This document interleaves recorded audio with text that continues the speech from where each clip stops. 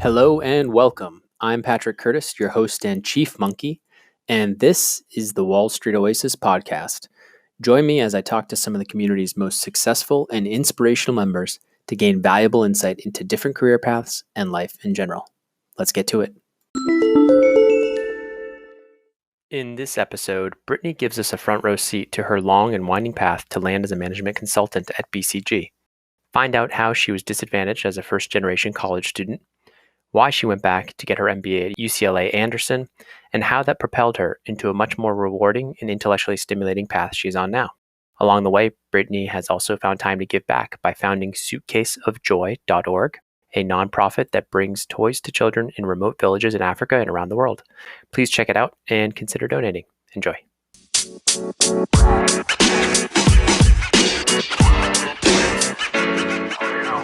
All right, Brittany, thanks so much for joining the Wall Street Oasis podcast. Hi, Patrick. Thank you so much for having me. So it'd be great if you could just give the listeners a short summary of your bio. Yeah, sure. So I'm a management consultant at Boston Consulting Group, and it took me a while to get there, but I work at Boston Consulting Group, management consultant. I'm also a CEO and founder of a nonprofit organization called Suitcase of Joy. And I started out as a French major and worked for an engineering firm. Then at Fluor. Then I decided to get my MBA at UCLA Anderson. Joined Experient in a leadership development program, which is sort of like being an internal consultant. Got promoted to director of strategy, and from there decided to join Boston Consulting Group. So made quite a few changes along the way. So it's about a decade out of school, you'd say? Undergrad? Yes, I graduated in 2007. Perfect. So okay, I was a little more. Okay, so let's go all the way back. I'm glad you think I look younger. Let's go back a little bit just to undergrad and understand. I'd like to know, were you, when you first came out of school, you were in engineering, you said? So I was a French major in school. I majored in French. I really love languages, was not an engineer. And by chance, actually, I met someone at traffic school who worked for a company called Fluor, and that's how I got my job.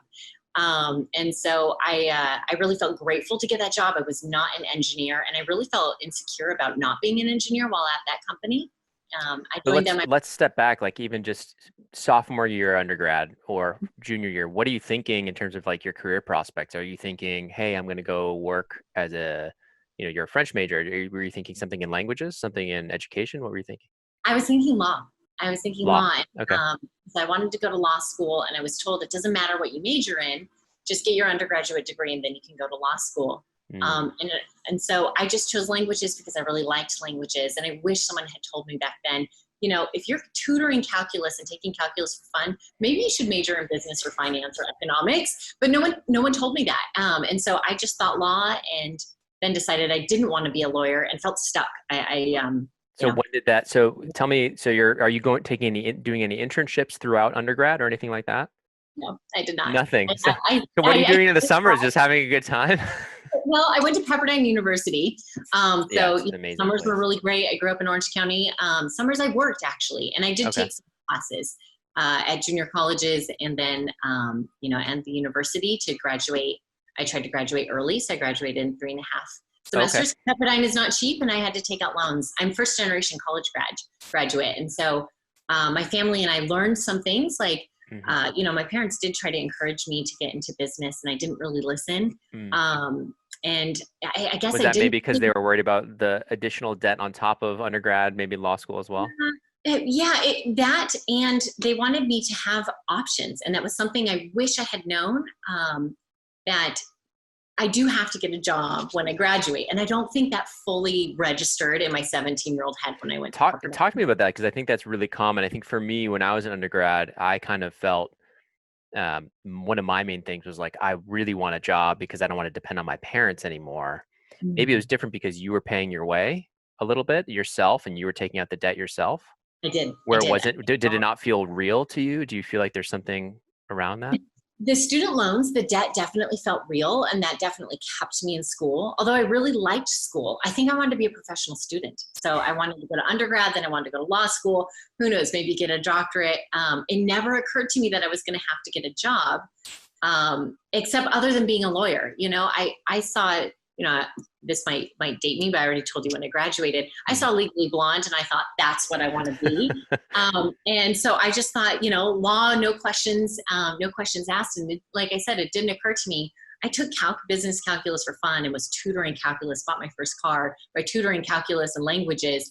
Never occurred to me that, hey, maybe economics or finance or business would be a good fit. And I didn't take any of those classes. Why didn't you was there a career center that you talked to? Was there just no good mentors early on when you were, 18, 19 years old? I didn't have, I mean, Pepperdine has a great career counselor. It was my fault that I didn't utilize it. Right. And these are mistakes that I learned and made up for during my MBA program. I was a completely different person, very proactive. But I think it's so common what you're saying. It's super common. People do not take advantage. Not that we kind of give career services a tough time on Wall Street Oasis because I think a lot of them don't really know how to prepare your resume for necessarily a management consulting or a banking job either. So it's not fair to them because they've never been in it either. Well, I can't speak negatively about Pepperdine's career services because I never utilized them. My head was, I'm going to go to law school. And so I don't need to worry about any of this. So, but I would say that UCLA Anderson, when I got the MBA, did a fantastic job preparing me. But a lot of it started in my mindset. What do I want to do? I need to get a job. And realizing that there are skills that I have that are probably better suited for being a management consultant, but I didn't even know what that was. Just given my network. I feel like it's so common. So many people just don't know what they don't know. And you just go through, you think, oh, law school, or, you're told either medicine, law school, or engineer, one of these things. Right. And especially for first generation college students who don't have the kind of the nuance of around what the sub industries are, all that really important stuff. So tell me a little bit about when the realization of law school wasn't going to be a reality. Was that junior year, senior year? When did it happen, or even maybe when you graduated? So I was a great student in that I got great grades and really took school seriously, but I didn't do what I do now and think forward and what are the steps that I need to take. And so my plan was, well, I'll graduate, I'll work for a year, and then I'll go to law school. I didn't take the LSAT during school. It just kind of hit my head. Like I would say early Brittany is not indicative of the Brittany that you see today. So I, graduated, spent the summer in Malibu studying for the LSAT and thought, I'll go to law school next year. And I hadn't even applied. And then I got a call from my mom, and that was, your student loans need to start getting repaid in October. And so I had to find, this is, September. And I had Did you not know that? Did you not know that the payments were going to start taking, or? I think it never really dawned on me that it didn't seem real. I kind of thought someone would just swoop in and they'd go away magically. And that was just naivete. I was 21 and you were a young graduate. I was a young graduate. Yeah. Do you feel like that hindered you in any way in terms of speeding through college? Do you look back and think, oh, maybe I should have slowed down? And no, I don't think it was the speed. And it certainly wasn't the approach I took to my classes. I took them very seriously. It was the direction. And so advice I like to give now is think about the end in mind. What do you want to be? And if that's a CEO or if it's an engineer, a doctor, work backwards and what are the steps and skill sets that you need to get. And these are things I just didn't know and didn't think through. Well, you had law school as this kind of thing that you were going for, but it wasn't, you never really did the steps back in terms of what and how to get done. Yeah. And I think something I didn't realize was when I started working for the engineering firm, I was working in procurement. So I would negotiate terms and conditions. I worked with lawyers and I was basically writing contracts. And that's when I realized, oh, I don't like law. And I was good at negotiating the terms, but it didn't excite me the way I thought it would. And I fully blame the movie Legally Blonde. They gave this. That was a really exciting career. I mean, that's, litigation versus contract law. No one talked to me about the different types of law and the skill sets that are needed. I liked studying for the LSAT. Yeah. I wonder how many kids are steered astray by Hollywood and the glamour of different career types, even Wall Street, even Wolf of Wall Street and what's this, the new show Billions or whatever with the hedge fund. I used to watch movies, Patrick, and wonder how people got the jobs that they got. And because my parents are first generation high school grads, I'm the first college graduate, definitely the only person in my family to have a master's. I used to look at movies and think, how do those bankers get the jobs? Like the people in the tall buildings and the suits, like, you know, I work right now at Boston Consulting Group. We have this beautiful penthouse suite overlooking downtown LA. I used to look at buildings like that and the people that wore those suits and think, how did they get those jobs? And I had absolutely no idea how to do it. And so it seemed elusive to me. Yeah, I think it's interesting because it's almost like there needs to be, you have to get kids almost out of their heads of being just professional students and really think about their career earlier. It's such a, especially now because recruiting happens even earlier than it used to. Yeah. It's like freshman and sophomore year, especially with the diversity programs, they're like sophomore year. They're fully ramped. So if you don't know what management consulting is by sophomore year or investment banking by sophomore year, for a lot of those kids, it's too late because there's enough kids that do know that are guided early. Right. So anyway, so let's talk a little bit about that first job out of school. So you're negotiating contracts, you're doing procurement, so what was the trajectory? First off, you said you met somebody at a driving school that helped you get this job. So tell me about that. Had you started networking once you realized the loans were coming due? What was the kind of impetus of looking? No, I was just so naive. No, I got a job with a temp agency. That's not, on my resume anymore, because that call came and I needed to start working. So I got a job for a temp agency, working for Resources Global Professionals. They're actually a consulting firm, more boutique consulting firm. And I was working in their payroll. I was their payroll help desk. So when people's paychecks were wrong, they called me.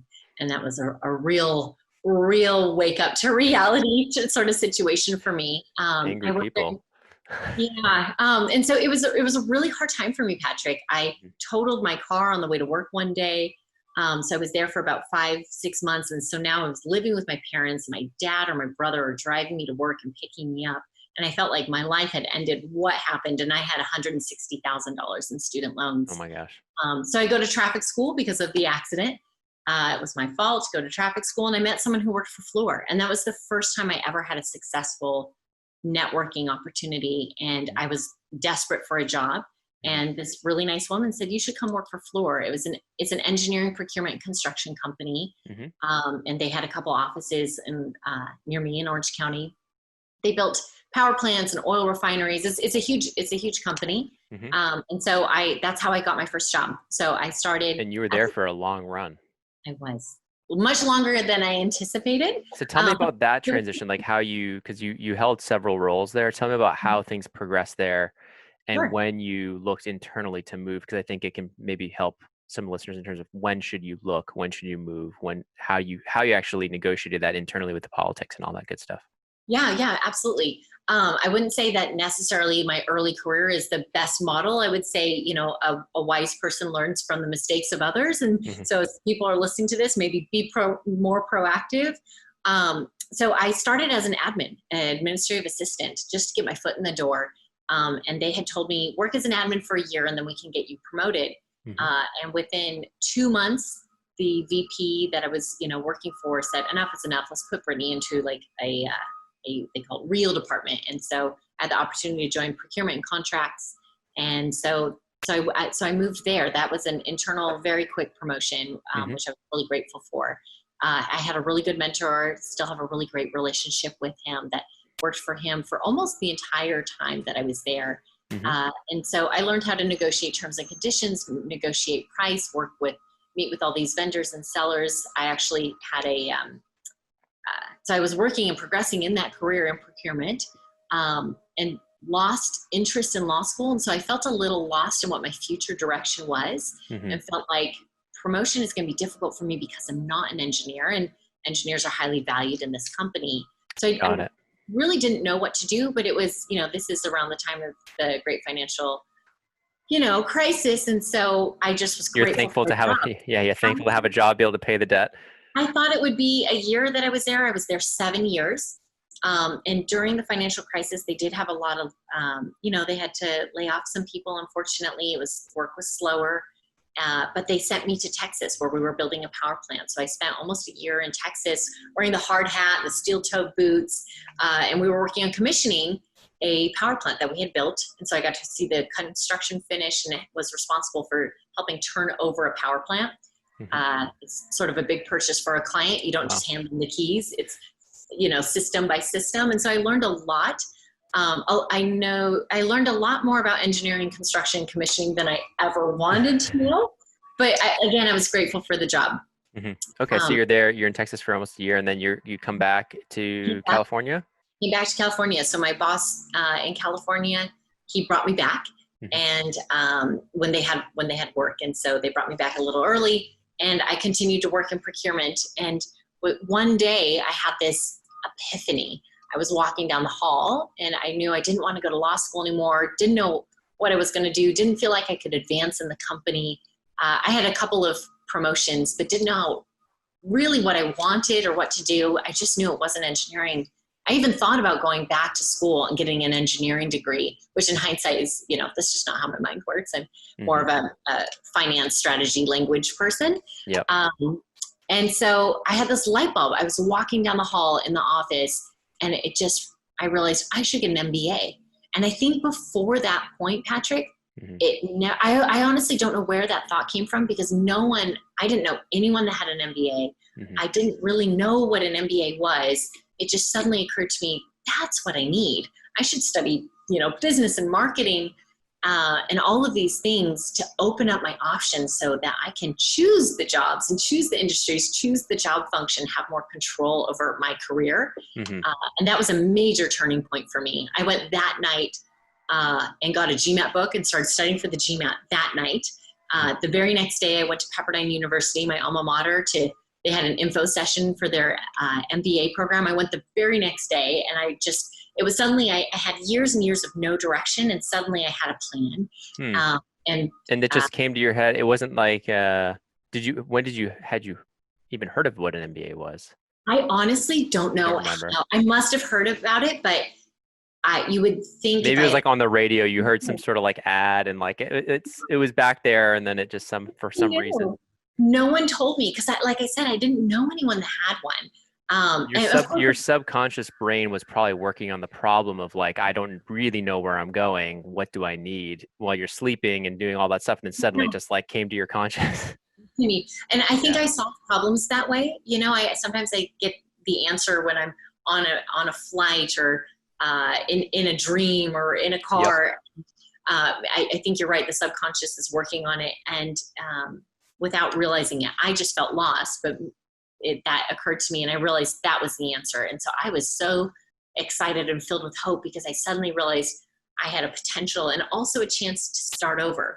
So my MBA experience was the exact opposite of my undergrad experience, except that I took school seriously both times, but I didn't take the planning seriously the first time. And so it was sort of a do-over for me. So tell me how you ended up at UCLA. I have some guesses why you ended up there. I think it's one of the best part-time programs, right, in the country. Exactly. My cousin went there. So tell me a little bit about,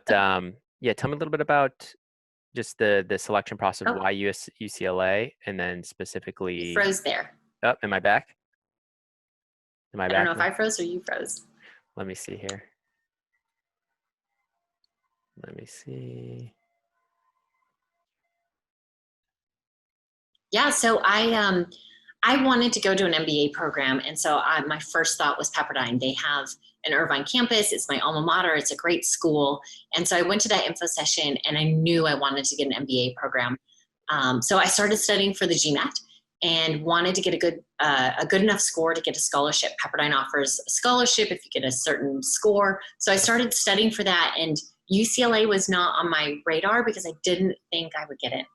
And so it's a quality that I had to I struggled with, and had to learn to recognize that I was discounting myself. And so I started studying for the GMAT, did much better on the GMAT than I expected. And I got into Pepperdine, and Were you like 700s or close? Yeah. Nice. Yeah. So then I get this. I get the scholarship from Pepperdine, and I realized I should have applied to UCLA, but it was after the deadline for UCLA. And I didn't apply because I wanted to really get the best GMAT score, and I regretted that. And I decided it was my mom who encouraged me. She's like, why don't you apply anyway? Or wait a year. If UCLA is really your goal and you think you can get in, why don't you just wait? And so I applied after the deadline. And as I was filling out the application, they sent out a notice saying, hey, we've decided to extend applications by a week. Wow. And I got my application in and I got accepted. And I would say probably one of the happiest days of my life, because I realized there's this great quote by Henry Ford that one of man's or woman's greatest discoveries is to learn that he can do what he was afraid he couldn't. Mm-hmm. And I think it was such an incredible moment that I didn't think I was even qualified to get into Pepperdine, much less get the scholarship. And then I got into UCLA and I realized I shouldn't discount myself. I shouldn't have that self-doubt. So that was a big turning point for me. Especially if you're diligent and you're a good student, it's very applicable to a lot of things. Right. If you can put in the work and you're a hard worker, a lot of places will want you as an employee. So, okay. So yeah, tell me a little bit about, so it's a 3-year part-time program. So the good news of that is, did you get any financial aid with it, or you just, since you were able to work, it was okay? No, well, Fluor paid, they would give, the $5,250 a year as tuition reimbursement. And so, but I didn't get any scholarships. I did get a scholarship from Pepperdine, but I decided, I wanted to diversify, have a different school on my resume. Yeah, and also smart. UCLA really impressed me with their on-campus recruiting, the kind of companies that come in and meet with students. And I realized that was going to be my ticket to just fix all of these mistakes that I've talked about, which are embarrassing. I haven't thought about them in a while, Patrick, but I got to fix and start over. And I went to the school and I went to these recruiting events with a new brand and realizing I have a clean slate. They don't know that I've made these mistakes. Now this is my chance to do it over. So I chose Anderson and was really excited about that. It was a 3-year program. And so I was working full-time at Fluor in Orange County. And then my boss was really supportive. He'd let me leave around 2:30 or 3 on Tuesdays and Thursdays. I'd drive all the way up to Westwood and go to class at night. And I would get home at 11:30 p.m., just exhausted. And it was so worth it. People thought it was crazy to do the MBA, thought it was crazy to drive that commute and do it while working. And I never complained. I was so grateful because I realized this is my chance to make something out of myself. So tell me a little bit about how you talked. So your boss was obviously supportive, and you said they were giving you tuition reimbursement to help support you through that. Was that with the expectation that you were going to go back and work full time after the MBA, or was that the expectation of just they lowered your salary and paid you part of it in terms of tuition reimbursement, or they just paid for it? They offered I think the IRS max still is, but at the time it was the IRS maximum was the $5,250, I think, before it's taxable. And so they just offered it as an investment in their employees. And there was no, awesome. It was not contingent whatsoever. So I'm really grateful to Fluor for that. So I kept my salary. I was making $70,000 at the time, and I kept that. Moved back in with my parents because I realized I'm never going to be home. Why am I paying for a studio apartment? Yep. Moved back in with them. And, I was 27, 28 when I started. I was 30 when I graduated. And, you feel really cool when you're living with your parents at 30, but it was so worth it. So worth it. That's awesome. Yeah. It's funny. I had a little stint living with my dad when I was 30 as well. After I graduated from my MBA, I moved down to Buenos Aires for about a year in Argentina, running the business. And I came back and I'm like, I'm going to go back to Boston just for a little bit and then head to Eastern Europe and travel next. And I went and moved with my dad, and he's like, man, I can't live with you. He's like, you only do laundry once every 2 weeks, 3 weeks. So he would just joke with me. And so I lived with my dad for I think 3 or 4 months, which was great. Wow. And then I ended up staying in Boston. I met my wife. So I never ended up doing that whole kind of Eastern European trip. Sorry, go ahead. No, and so it's interesting how when you're 30 years old, it's very different, but almost like you revert back to when you were a kid too. Yeah, very much so. I made a deal with my parents. They were really supportive. They couldn't pay for for Pepperdine or for UCLA, but they were really supportive, happy to pay the rent. But I told them I'm paying the water bill because I don't want you knocking on the door telling me my shower is too long. And so that was the deal, and they supported me. I did my own laundry, although my mom, I've done my own laundry for many years. I was a very independent child. But my mom actually did help me just because I was so busy. I was working, going to school and studying so much. And so, yeah, it was humbling, but I think if you don't let pride get in the way, you can make really good financial decisions. And for me, that was a good financial decision. For sure. Halfway through the FEMBA program, I decided to leave FLOR, and I became what we call a FEMBA. So FEMBA, as you know, is the fully employed MBA. It's when you're fully employed and you're in a part-time program. I became what we call a FEMBA, which is fully unemployed. And so basically I was a full-time student, and I made that transition about halfway through the MBA program. Tell me about the thought process of doing that. Was it just to Yeah. be able to, just go ahead. You can tell me. Yeah. So I learned that, and I think UCLA has slightly changed the rules because of me, but I learned that I could take as many electives as I wanted. I think there were 82 required to graduate from Anderson, and I graduated with 100. Maybe it was 98. So I went over and above, but I realized when I learned that, I need to double down and really focus on some of these subjects where I felt like I had what we call a BCG, an AFD, an area for development. I had some holes and I wanted to fix them. And so I decided I could be scared of these subjects the rest of my life and go to subjects that were more comfortable, or I could just start taking finance and economics and really understand them. And the biggest surprise for me, Patrick, was those ended up being my favorite subjects. You think back to the student tutoring calculus, like maybe she likes math, maybe she's going to do well in this, but no one had told me that. And so when I quit my job, I focused on school fully. I took, I was able to arrange my schedule, so I spent less time in traffic at LA, which was much more pleasant experience. And so that's why I decided to leave my job, because I knew I didn't want to stay at FLOR. And of course I left on really good terms. They're wonderful people. What about the tuition reimbursement though? In that last year, that's almost a $50,000 decision or more. Yeah. Oh, it's 5,200. So it wasn't as big. It wasn't as big of a decision. I mean, I think leave about 10,000 or, 10,000.4. Yeah. On the table. Yeah. But I felt like it was a calculated risk because UCLA Anderson part-time is only $5,200 for what? No, I'm sorry. That was FLOR's reimbursement. Oh, okay. So you're still paying. So you're still paying a good amount though because each year it's like what, 30, 40 at least, right? Yeah, I think or for more, 50 now. It's probably 60 for the part-time. I mean, it came out to be part-time's a little less, right? 30. It's the same. It's just spread out over 3 years. Got it. Okay. I think it's the same tuition. So I think it was 120, 140. So I graduated with, over $120,000 in debt. Still how much did you have left of Pepperdine? I'm trying to remember, probably 50, 40 Not bad. Because you like reset on the debt clock back up to 200 plus. And I quit my job. And I'm so grateful that I lived with my parents. It was a really good financial decision for me. I mean, when I graduated, I actually bought a condo. So I had some savings, but I had all this debt. But I really was banking on my future. I really believed if I focused at UCLA, really applied myself, I could get a really good job. And I did. I doubled my salary with my first job at Experient coming out of my MBA program. Tell me about the recruiting there and what you did kind of to prep for those interviews, and then specifically as an FLDP, were you looking at other FLDP programs? How did you kind of think this was the right move for you? Any other consideration of consulting at that point?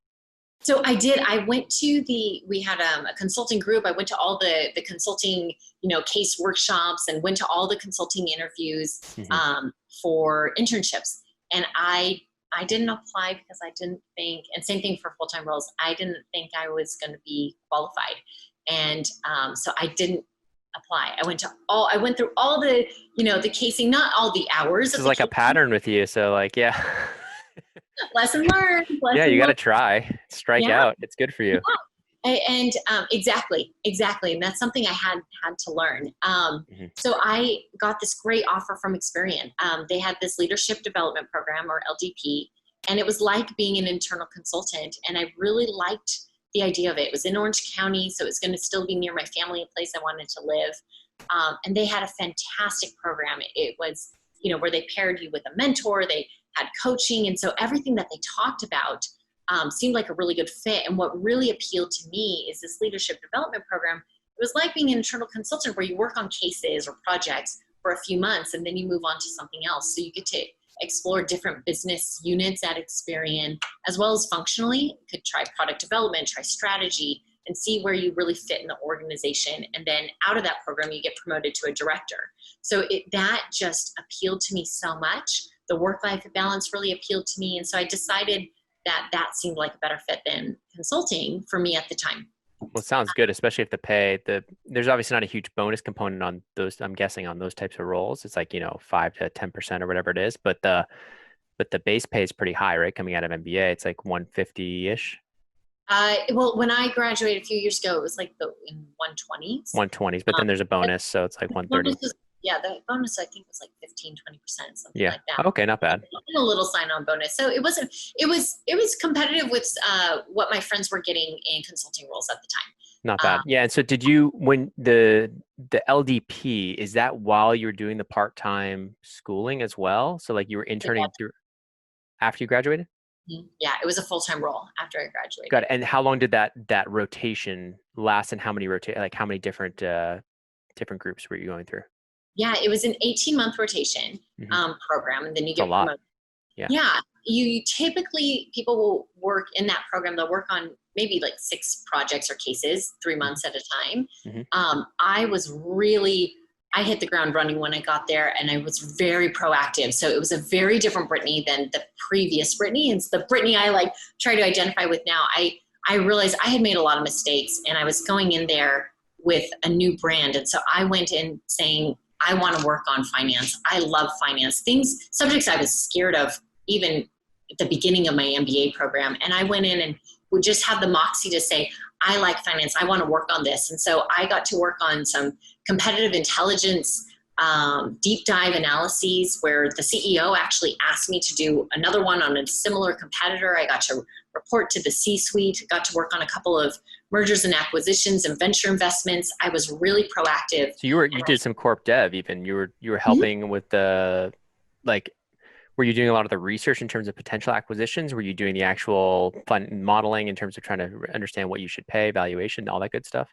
I got to be, my role was sort of like a program manager. And so I got to be part of a due diligence of an acquisition that was actually in Africa, which was really great. Because I'm very passionate about Africa, as I alluded to with my nonprofit. We take toys to kids in Africa. Well, Experian was buying a credit union, and this is all public now, in South Africa. And I got to go there for a couple of weeks to be part of the due diligence, so meet with the team. And it's really exciting because they're trying to expand credit to these people so they can do like me, or be like me, buy a house, take out loans and get a career. So I felt it was really such an incredible opportunity. And I also got to be part of what we call it PMI, post-merger integration. So after we bought a company in the United States, we bought Clarity a couple of years ago, again, all public. I got to be part of the post-merger integration, both pre and post-close. Preparing for that so I was really kind of program managing. And that was part of the rotation. That was one of the rotations you did? Yeah. Awesome. But I sought it out. So HR typically would give you assignments, and they only gave me my very first assignment.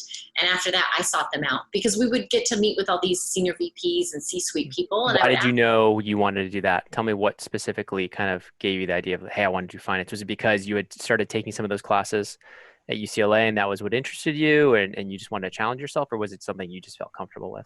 Yeah, it was completely out of my comfort zone, but I was really interested. And what I had learned from all these mistakes that we talked through, which are very painful and embarrassing for me to talk about, but I'm being vulnerable so others can learn from me, is I doubted myself and thought, I didn't know how people got into those roles. And even when I saw it at Anderson, I thought, oh, they're more prepared. And instead of just realizing that these skills can be learned, but if you don't have the confidence, you're going to really be chopping yourself, cutting yourself off of your feet. And so I learned to just apply myself and to go in boldly and say, hey, I want to work on these M&A deals. I got they gave me an official mentor, an official executive coach, but I got unofficial mentors at Experian, and one was a president. And who actually a couple of them were presidents who really believed in me, and they gave me these opportunities. And I was, I worked hard. I worked long hours. I was very dedicated. I was always in the office, really worked on networking. You asked me about networking coming out of undergrad. I had never networked, never occurred to me, didn't understand the concept. At Experian, I understood what networking was, and I really took advantage of it and built a really strong network there. And everyone I'd meet with, I would say, well, what are the problems that you're facing? And I found I really liked the strategy and the corp dev work. Right. But that was by taking initiative and seeking. It sounds like business school kind of maybe taught you a little bit about networking and opening up opportunities. Tell me a little bit about. It sounds like you were doing a lot of internal networking. Were you to the point where you were now with the MBA under your belt, kind of starting to apply network outside of the company as well to keep things open and start exploring other companies? Definitely. So, as you know, I did end up leaving Experian. So I think it's always smart to have a really strong external network. You want to have a good internal network because you want to be the person that people think of when they have a promotion opportunity. But externally, through Anderson, we had a lot of networking events, career events, and I would go to those, meet the students. I really took advantage of the MBA program to meet people, not just in my cohort, so not just FEMBAs, but I met full-time, I met executive MBAs. I actually set the standing UCLA record for the most international programs participated in while in the program, because after I quit my job, I had the opportunity to go on all of these international programs, during like spring break, winter break, summer break. So I participated in 7. Plus our master's thesis that was internationally. So I set a record at UCLA, and through in terms of like traveling to these programs? Yeah. Oh, that's cool. So I did, my first one was in Buenos Aires. So name all the places you went. So Buenos Aires, and then the next one was Hong Kong. Uh-huh. I did an exchange program with Seoul National University in Korea, an exchange program with Cape Town University in South Africa. And by the way, I had never been to these continents before, except for Europe. I did an exchange program in Greece, that was a UCLA immersion in Greece, an immersion program in Israel. Wow. And Vietnam. And then I did my master's thesis at UCLA. It's a consulting project where you work with an international client. Our client was in Australia. They built skate parks. They wanted to expand to the Middle East. So I got to go to Melbourne to visit their headquarters, do interviews, got to go to Dubai. Was this the reason debt was so high because of the Yeah. So I think my MBA was supposed to cost 120, and I graduated with probably about $140,000 in debt. But what was I going to do? Stay at home with my parents? I didn't get the internship, stay there all summer. I'm like, I might as well go travel and get these experiences. And that's where I rediscovered my love for languages and travel. So you just said something there. You didn't get internships. Tell me about that. What do you mean?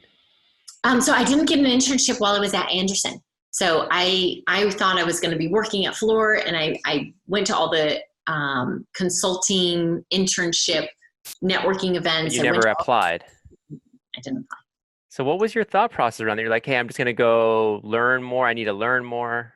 Like It's insecurity. And this is the number one thing I see when people come to me and they want to get into consulting is they know how competitive it is, and they're afraid that they're not going to be enough. And let me tell you, you can be enough. These skills are learnable. They're actionable. I mean, as a consultant, you're a professional Googler. You're just solving problems and doing research. Anyone can do it if you work hard and apply yourself. And I think the MBA was a key piece. The MBA was a key piece for you, though, don't you think? Oh, it was. And you studied, like, you probably just learned so much more in those 3 years than necessarily in your undergrad. That was at least something that was more applicable, right? Right. And I had a great undergrad experience, but this was much more directed. I was much more. I was taking more initiative. And UCLA did an incredible job. Their career services were great. The workshops that they offered, they brought in all these great companies that we could meet with. So I knew what it took to get a consulting job. I knew about casing. I went to the workshops. I knew how to put together a resume and a cover letter. I met with career services, people who, were former consultants that they have on staff at Anderson and met with them and talked through them about my experiences. So the coaching was great. I I saw the other students and thought I wasn't good enough. And so that was my mistake, but I learned from that. So you're at Experian now, almost 3 years, or you were there for almost 3 years. Tell me when you started kind of looking outward, or how the opportunity with BCG presented itself. Was it through one of these networking sessions? And then after that, I do want to spend a little bit of time with talking about Suitcase of Joy. Yeah, But yeah. absolutely. I would love that. So at Experience, so like I said, it was an 18-month program. I loved every second of that program and never wanted to leave. When I got promoted to a director of strategy. I was leading a team of data analytics, and I was in that role for a year and a half. And I would say the first 8 months, there was a steep learning curve for me. I had never had a team reporting to me, and my team were my direct reports were managers, and they had people reporting to them. And some of them were in other countries. And so I suddenly had this team of, I think, 10 people that I was managing. I'm not a data analyst, and so that's not my strength. And so I had a lot to learn and really felt challenged. I had a boss who really did a great job mentoring me. And those first 8 months, it was a really great learning experience. Mm-hmm. But after about that 8-month part, I felt pretty comfortable in the role. And most people would probably be happy with that, but I got discontent because Anderson and Experian, these programs, they fed me this challenge and this intellectual stimulation. And I suddenly switched to this growth mindset that I want to learn and I want to try. And so I was very aggressive. I was working really late, and suddenly I had a more comfortable lifestyle. And, I got married right as I was getting promoted to director. And so I just, we didn't have kids. I still wanted to grow. I didn't feel like I was ready to just be an operations and strategy manager. I wanted more of a challenge. And so that's when I started looking externally. But I looked internally as well. And it was a really difficult decision to leave Experian because I worked with such great people and had developed such a strong brand. And But so tell me how you when you made that, you said, okay, well, I'm not going to be happy in this director of strategy role indefinitely. You kind of made that realization and said, okay, so I'm going to start looking. What were the steps you took? Was it starting to reach out to people on LinkedIn? Was it all just through the MBA network you had? What was it? So MBA network, I definitely reached out on LinkedIn. I learned from my mistakes. But were you at this stage, were you like, okay, consulting, I'm ready? Yeah, I wanted consulting, or I wanted to do corp dev because that's what I really liked. Our corp dev team, I still say the corp dev team at Experian, they liked me and wanted to bring me on. Same with the venture team, but they didn't have the headcount. So that I thought about staying there, but I got offered a couple other roles, product development, because I got that experience at Experian as well. And that didn't interest me. The operations product development didn't interest me. I wanted the corp dev or the venture, and they didn't have that available. And I really felt like I wanted to get that consulting experience because I wanted to see multiple industries. I didn't want to work just in corp dev and do M&A or venture just for Experian, because Experian, they buy tech companies and they buy data companies. They buy companies that are synergistic with their business model, which of course makes sense. But I felt like if I went and worked in private equity at BCG, I would get exposed to all of these different industries. And so that's where I started looking at consulting roles. And so did you start doing a lot of case prep at that point? I did. Yeah. I dusted off the case books and did some case prep work. And I did a lot of that at Anderson. Was the reason you felt ready now is just that you had more confidence after your time at Experian? Yeah, it was definitely the confidence, Patrick. And it shows me that all along I could have gone directly into consulting, but I don't regret the path that I took, because I think it's really great that I learned how to navigate in a complex business environment in industry. I'm really grateful I got that experience, but now I wanted a new experience. I wanted a new challenge. I would like the intellectual stimulation, and I realized I had it all along. I was just afraid that I was afraid of rejection. So tell me, how did you even land the interviews? Not having that kind of, you had the MBA, so that probably helped, that network. But tell me, is that how you landed the interviews did you have interviews with Bain, with McKinsey, any other top, Oliver Wyman, any other top consulting firms? I interviewed with a couple of consulting firms. Ultimately, I wanted to work for one of the top three. And so I got the interview with Boston Consulting Group. I did reach out to my networks. I have classmates at almost every consulting, actually through Anderson, at every bank and every consulting firm. I know someone. And so I reached out to all my networks, but I also reached out on LinkedIn and connected with talent acquisition people and said, hey, not sending them, or I was taught, don't send them a resume. Say, hey, can I spend 5 minutes talking to you about the role at this company? And I found that opened a lot of doors. So I got a couple of interviews and I did well in them. And ultimately Boston Consulting Group just seemed like the best fits. Obviously has a really great reputation. And yeah, I did some case prep. Remembering what I had learned, I really think the most case prep work I did while at Anderson. So I had done the work. Was it still very kind of, since you had never done management consulting, was it still very like case heavy in the interview, or was it a little bit more fit? It was case intensive. Okay. So you were kind of up against the MBAs that were kind of trying to grab. Yeah, MBAs and the PhDs. Yeah. Oh, fun. all coming from the, the top schools. But at that point I had the confidence that I can do this job. I had done it at Experient. And so, yeah. Very cool.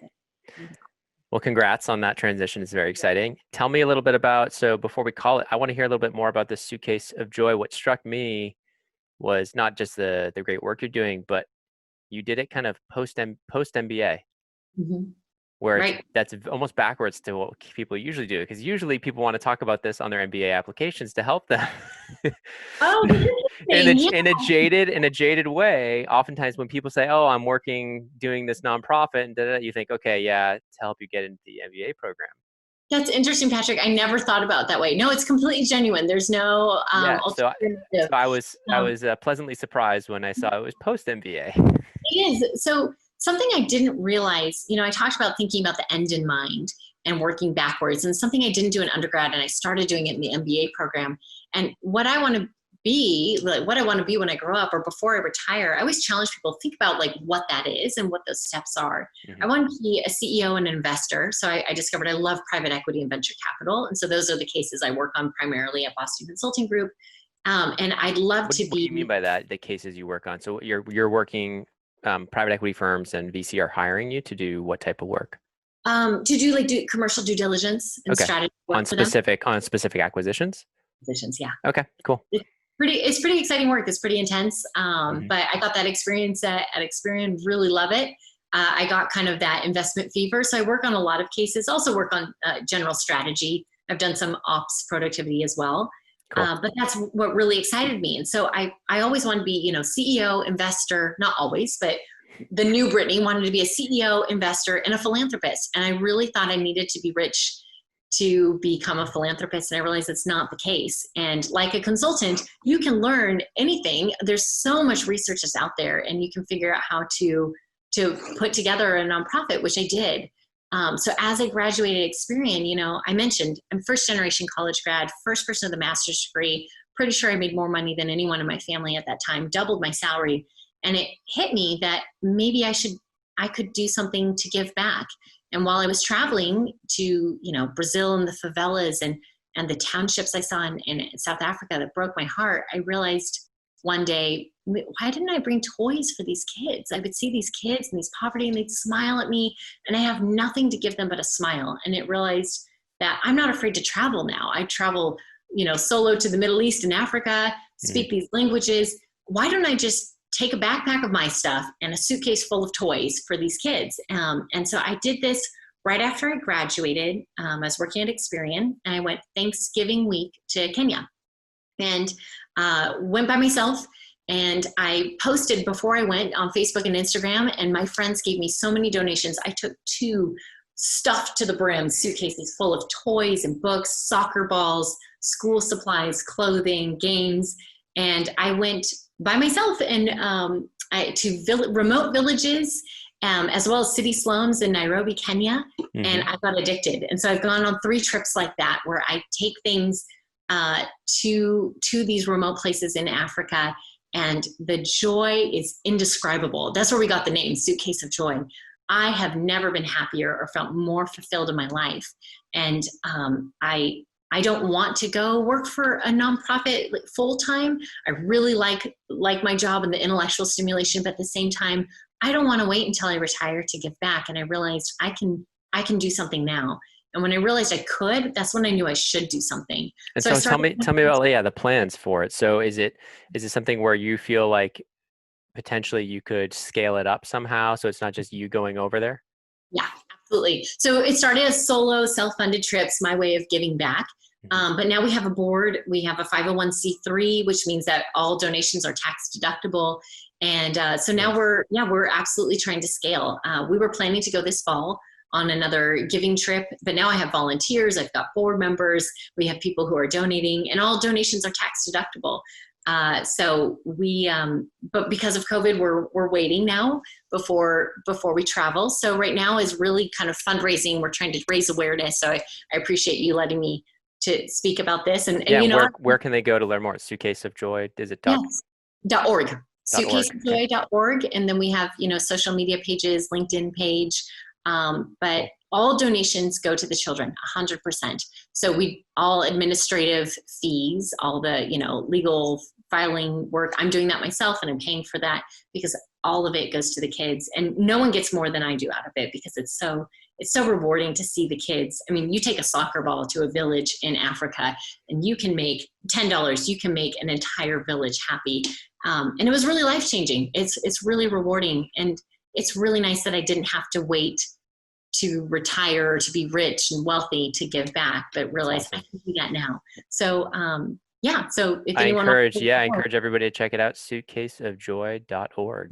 Suitcaseofjoy.org. Thanks, Cool. Patrick. And if Wall Street Oasis wants to be corporate sponsor, we'd love to talk to you about that. Yeah, let's talk. That would be great. For sure. Well, listen, Brittany, this has been really insightful. Thank you for sharing your story. Thank you for all the words of wisdom and being vulnerable and saying all the mistakes you made, because I think maybe it'll help a few kids before they kind of go down a similar path. Or, the thing is, you're in an incredible spot now. So congrats. And that's what matters most. Thank you. Yeah, I love the quote by C.S. Lewis is, you're never too old to set a new goal or dream a new dream. And so it's never too late. And that's something that really resonated with me. But I think these students can, or professionals, whoever's listening to this podcast, can learn from my mistakes and learn to take charge and believe in yourself. And you can learn these skills. It's not a magic formula. That all of these things can be learned and taught. So cool. Thank you so much for having me, Patrick. And thanks to you, my listeners at Wall Street Oasis. If you have any suggestions whatsoever, please don't hesitate to send them my way, Patrick at wallstreetoasis.com. Until next time.